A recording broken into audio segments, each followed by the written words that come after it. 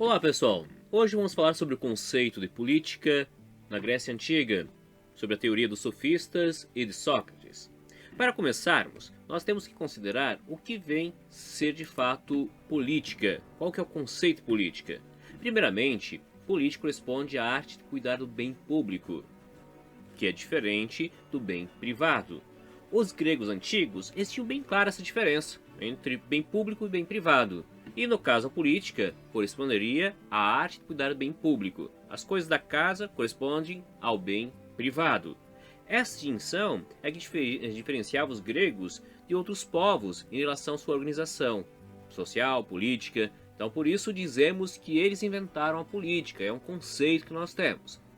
Agora, a pergunta que traz, juntamente com a política, está ligada a um outro conceito que é a democracia. A democracia ela tem como característica, ou como definição, governo do povo. Até a palavrinha demo, povo, cracia, quem está à frente. Agora, será que todos são realmente parte do povo?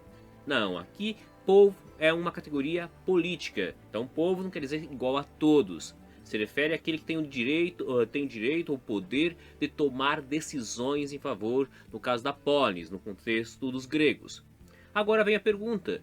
Para os gregos antigos, quem poderia ser cidadão? Nem todos tinham direito à cidadania. Estavam excluídas da cidadania as mulheres, porque temos uma sociedade patriarcal, ou seja, o homem vai estar à frente, determina o destino da cidade, a mulher está subordinada a ele. Temos também a questão justamente dos escravos, temos a escravidão na Grécia Antiga, modelos diferentes, sem dúvida, porém não tão agradáveis, de forma alguma a escravidão é interessante, ou seja, você sempre tem uma situação de submissão. Então o escravo não tinha direito ao voto, não estava incluído, mesmo porque ele, se votasse contrário ao senhor, seria ameaçado, porque ele não tinha um princípio importante para os gregos, que era a autonomia, e entre a autonomia principalmente a econômica. Então, ou seja, você teria que ter condições para atuar em favor da polis. E detalhe, aqui nós estamos falando polis, nação, ou melhor dizendo, cidade-nação. Porque cada cidade-estado na Grécia Antiga tinha sua autonomia. Por exemplo, Esparta tinha uma forma de governo, nós temos a forma de organização diferente no caso Atenas. No caso de Atenas, nós temos esse princípio democrático. O governo está sobre a relação do povo, ou seja, pelo cidadão. Mas os estrangeiros poderiam votar, mesmo que morasse muito tempo? Não, estava excluído da democracia. As mulheres, estrangeiros e escravos estavam excluídos, restando poucas pessoas para poderem atuar. E para os gregos é importante salientar que eles faziam uma diferença entre cidadão e, no caso, morador comum da cidade. No caso, quem mora na cidade não necessariamente é o cidadão. O cidadão, além de morar na cidade, ele decide o destino dessa. Então, o cidadão tem uma postura ativa, definido pelo princípio da atividade, de poder de tomar decisões. O comerciante, ele poderia ser cidadão? Não, ele também não, porque, ao ver dos gregos antigos, o comerciante ele está muito mais preocupado com o bem particular. Então, isso, ou seja, com o seu próprio bem. Ele não vai ter tempo para cuidar do bem da polis. Se ele for, no caso, a tendência do comerciante, se ele atuar na polis, é pensar no seu bem privado. Por isso, a necessidade da autonomia ou independência econômica. Então, ou seja, alguns critérios para ser cidadão. Agora, a partir da democracia, aparece a necessidade da formação dos indivíduos, do cidadão. No caso dos gregos antigos, como aparece a democracia, a cidadania, também aparece um questionamento em torno de um conceito muito importante para eles, que era a virtude, o areté. Anteriormente, no verso da mitologia grega, que temos os relatos, a religião politeísta grega, valorizava-se muito a questão do guerreiro. Agora, com a questão da democracia, passa a valorizar a virtude do cidadão. Porém, a questão é, o que é necessário para fazer isso?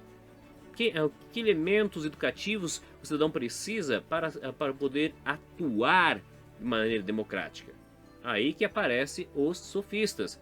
Os sofistas que aparecem justamente com a busca de teorizar, de elaborar um elemento teórico para o ideal democrático ateniense. E eles com isso vão buscar o quê?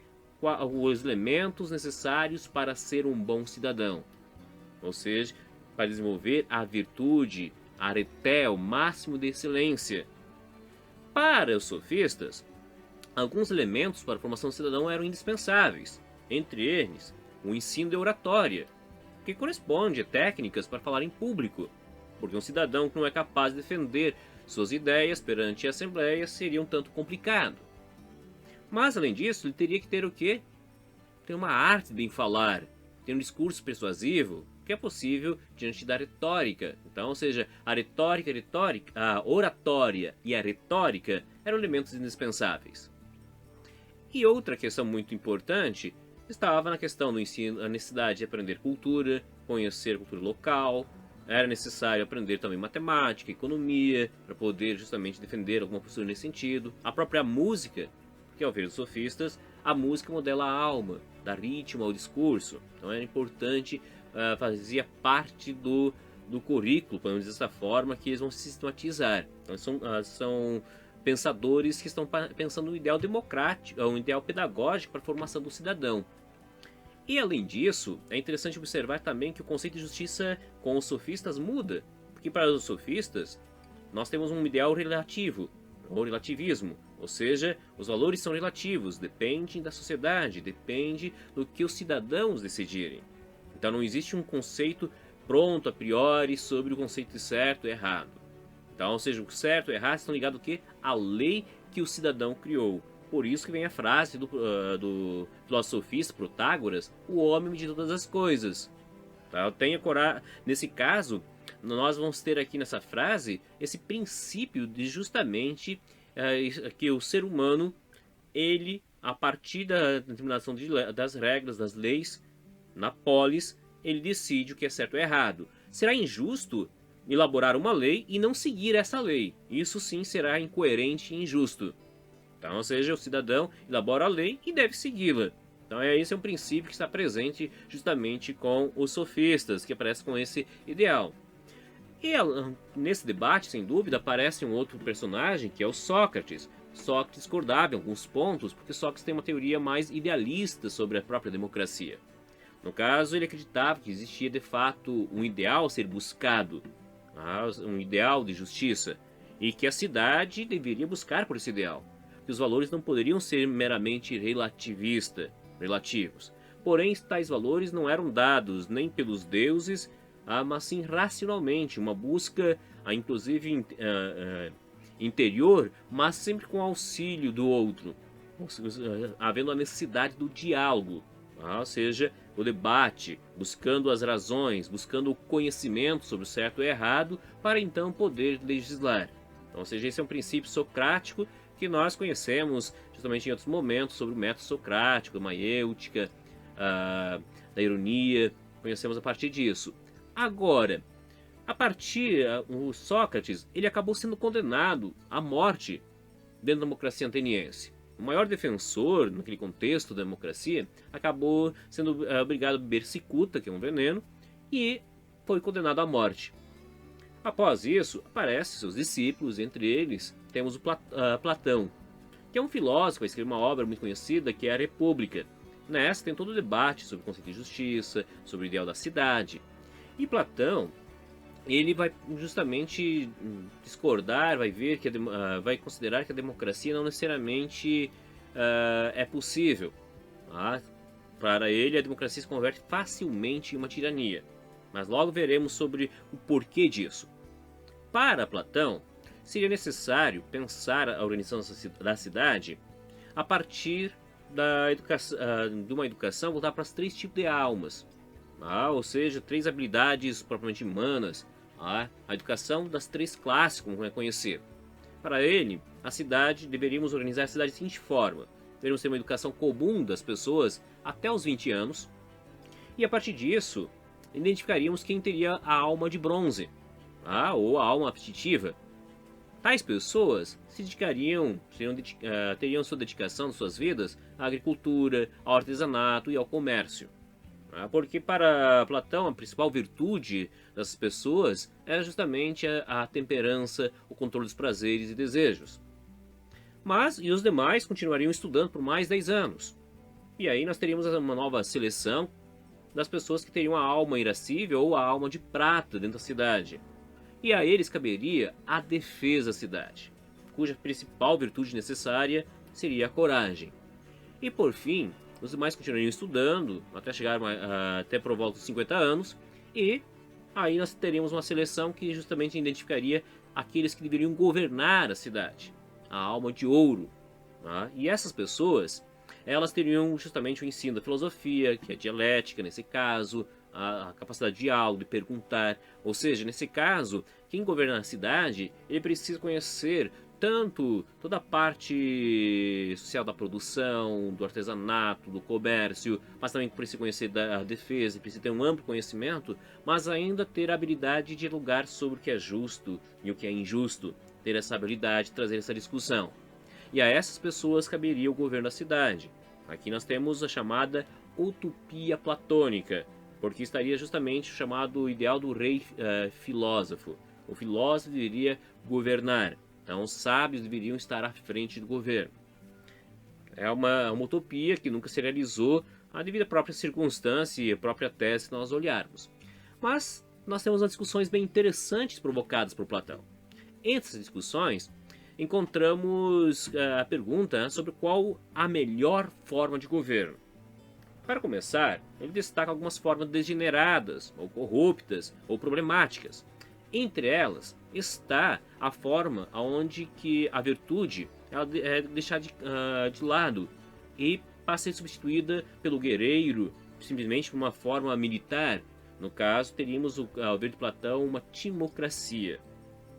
Por outro lado, se só os ricos, mais poderosos, governassem, nós teríamos uma oligarquia, que também, ao ver dele, não é uma forma justa.